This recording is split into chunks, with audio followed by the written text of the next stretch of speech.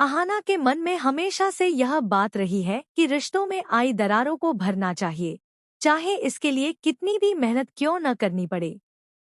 यही वजह थी कि उसने ठान लिया था कि दुर्गा देवी और उनके भाइयों के बीच सालों से जमी दूरी को खत्म करना है। एक दिन वह दुर्गा देवी को लेकर उनके गांव पहुंच जाती है। लेकिन जैसे ही गांव वाले, खासकर उनके चारों भाई और भाभियां, दुर्गा देवी को देखते हैं, उनके चेहरों पर कोई खुशी नहीं होती। उल्टा ताने सुनने को मिलते हैं, तुम हमारे लिए तो मर चुकी थी, अब लौटकर क्यों आई हो? यह सुनते ही अहाना का खून खौल उठता है। वह देखती है कि इन बातों से दुर्गा देवी का चेहरा मायूस हो गया है। अहाना खुद को रोक नहीं पाती और आगे बढ़कर सबके सामने कह देती है, तुम्हारा कोई हक नहीं है हमारी माँ से इस तरह की बातें करने का। हम यहाँ सिर्फ इसलिए आए हैं ताकि माँ अपनी पुरानी यादें ताज़ा कर सकें और अपने परिवार से मिल सकें। याद रखो, यह घर जितना तुम्हारा है उतना ही उनका भी है। अगर तुम लोग यह सोचते हो कि यह घर सिर्फ तुम्हारा है, तो मैं ऐसे कई तरीके जानती हूँ जिससे माँ को उनका हक मिल सकता है, और वह तुम्हारे लिए आसान नहीं होगा। अहाना की आंखों में दिखता तेवर देख भाइयों और भाभियों के मन में डर समा जाता है, कहीं दुर्गा देवी अपने हिस्से की जमीन या संपत्ति ना मांग ले। तुरंत सब हाथ जोड़कर माफी मांगने लगते हैं, हमसे बहुत गलती हो गई, अब से तुम्हें यहाँ पूरी इज्जत मिलेगी, तुम जब चाहो आ सकती हो।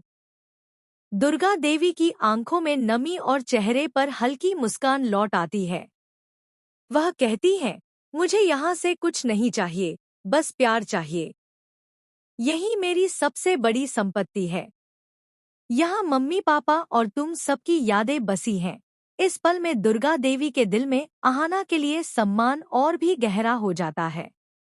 उन्हें एहसास होता है कि अहाना अपने हक और रिश्तों के लिए डटकर खड़ी होना जानती है। वह अहाना को आशीर्वाद देती हैं और फिर सभी मिलकर गांव की गलियों में घूमने निकल पड़ते हैं। लेकिन कहानी यहीं खत्म नहीं होती। कुछ दिनों बाद अहाना को एक ऐसी बात पता चलती है जो सबकी जिंदगी बदलने वाली थी। दरअसल दुर्गा देवी का एक सपना था कि वह जल्द से जल्द अर्जुन के बच्चे को अपनी गोद में खिलाएं। यह सुनते ही अहाना का दिल पिघल जाता है। वह ठान लेती है कि वह यह सपना जरूर पूरा करेगी। समय गुजरता है और खुशखबरी आती है, अहाना मां बनने वाली है। जब यह बात दुर्गा देवी के कानों में पड़ती है तो वह खुशी से झूम उठती है। वह अहाना को गले लगाकर कहती है, आज तुमने मेरा दिल जीत लिया है, तुमने मेरी सबसे बड़ी इच्छा पूरी कर दी। इसके बदले में तुम मुझसे जो चाहो मांग सकती हो। यह सुनकर अहाना थोड़ी देर चुप रहती है, फिर धीमे लेकिन साफ शब्दों में कहती है, मां, मैं आगे पढ़ाई करना चाहती हूँ। दुर्गा देवी के चेहरे का रंग उड़ जाता है। वह चौंक कर कहती है, तुम ये कैसे मांग सकती हो? तुम्हारी जिम्मेदारियां बढ़ने वाली हैं, एक बच्चा आने वाला है। लेकिन वह जानती थी कि उन्होंने वादा किया है और अहाना से किया वादा तोड़ना उनके स्वभाव में नहीं है। आखिरकार वह कह देती है, ठीक है, इस बच्चे के जन्म के बाद तुम अपनी पढ़ाई पूरी कर सकती हो। अहाना के चेहरे पर संतोष की मुस्कान आ जाती है। उसे लगता है कि अब उसकी जिंदगी में खुशियां लौट आई हैं। लेकिन उसके मन में एक सवाल घर कर लेता है, क्या वह नवजात बच्चे की देखभाल और पढ़ाई दोनों एक साथ संभाल पाएगी?